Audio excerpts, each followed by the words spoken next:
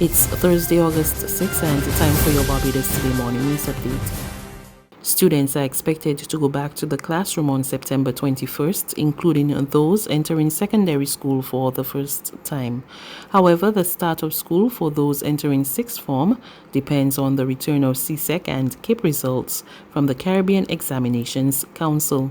September 14 to 18 will be Teachers Planning Week, Chief Education Officer Joy Adamson said in an official circular sent to the principals of all public schools and private nursery. Adamson said the Ministry of Education will continue to engage with all major stakeholders, including teachers' unions and the Ministry of Health, on the format for the reopening of school in the midst of the coronavirus pandemic, as there may still be need for some form of physical distancing come September. The Barbados economy experienced a major decline in economic activity over the past 3 months, and experts are maintaining that a double-digit decline is imminent this year.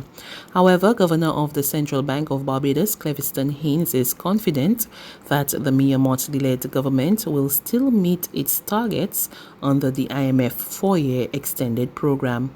Haynes was delivering his half-year review on the island's economic performance yesterday.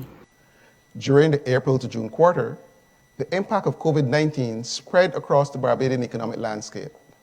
The virtual cessation of activity in the tourism sector, combined with curfews and temporary business closures, deepened the initial contraction that was realized during the first 3 months of the year.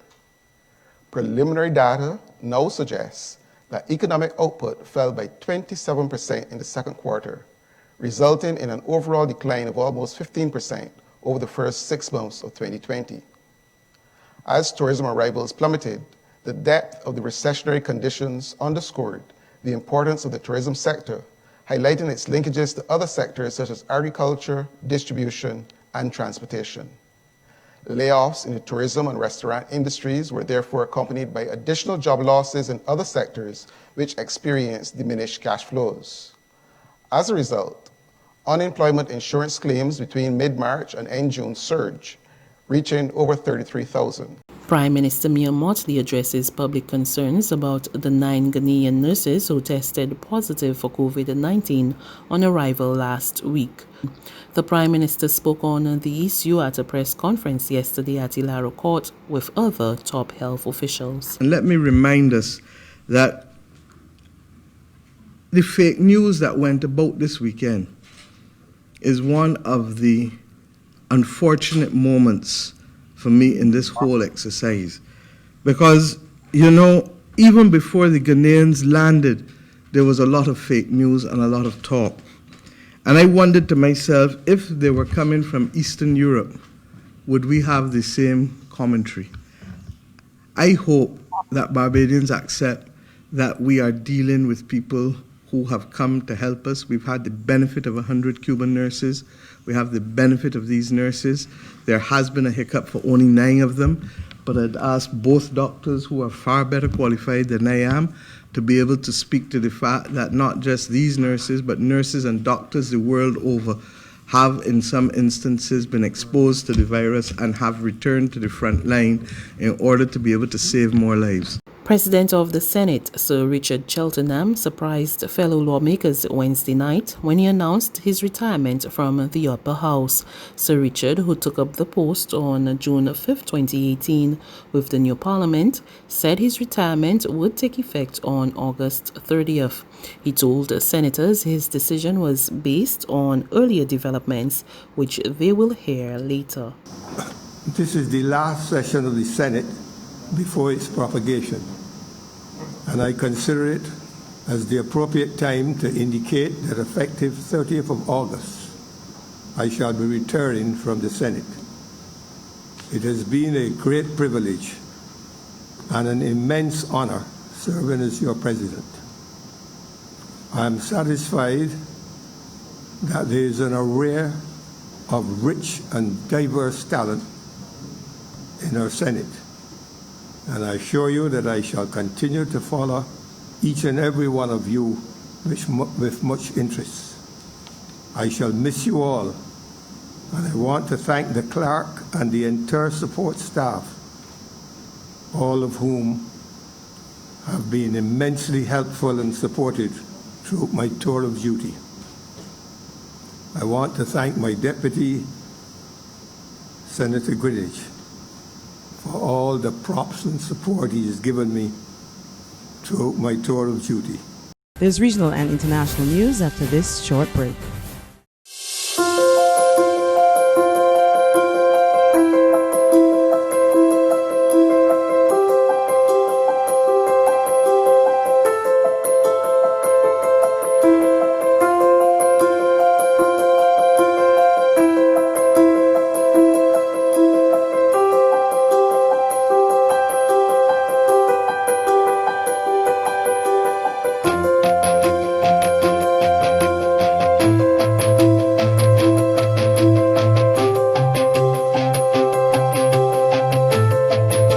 Barbados Today, news you can trust.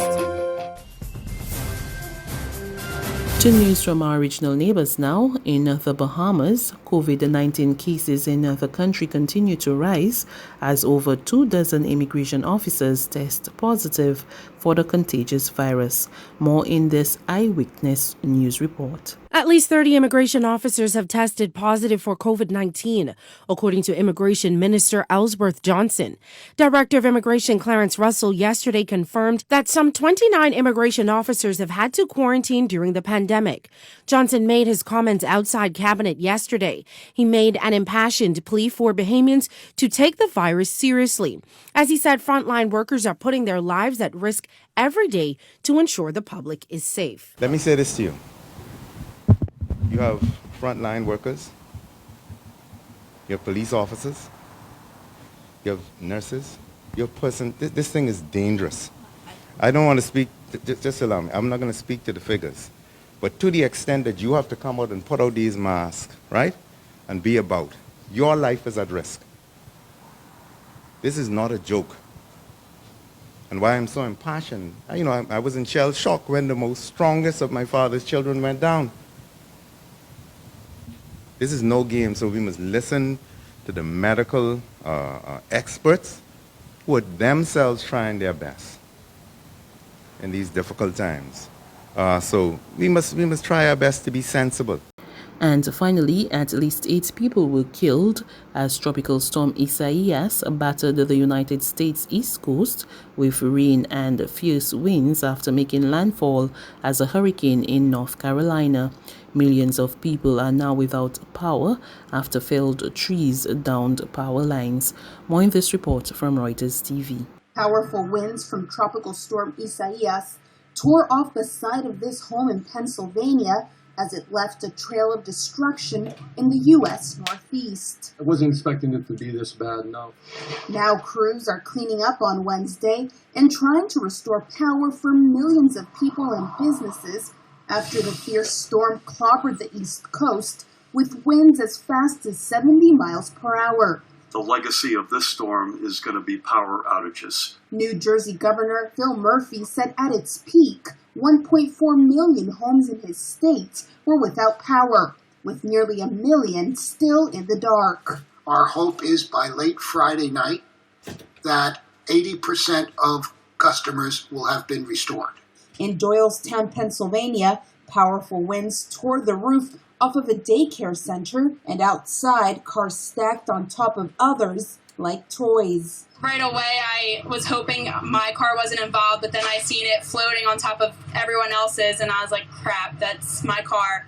Isaias, which was briefly a Category 1 hurricane when it made landfall in North Carolina earlier this week, killed at least 4 people, including 2 who were killed when a twister struck a mobile home park in Windsor, North Carolina. Everything started coming down the wind. Kiarda Ryan was with her children when the tornado hit. Longest, scariest 20 minutes I ever been into. The U.S. National Hurricane Center said the storm moved into Montreal, Quebec early Wednesday with maximum sustained winds of 45 miles per hour. That's news. But for the very latest, visit us at www.barbadostoday.bb. You can also subscribe to our e-paper, email updates, or like us on Facebook, and sign up for our breaking news alerts via WhatsApp. We're also on Izumi Media in bus terminals, as well as screenplay at supermarkets and gas stations near you. And you can also hear us on Mix 96.9 FM and Capital Media HD 99.3 FM.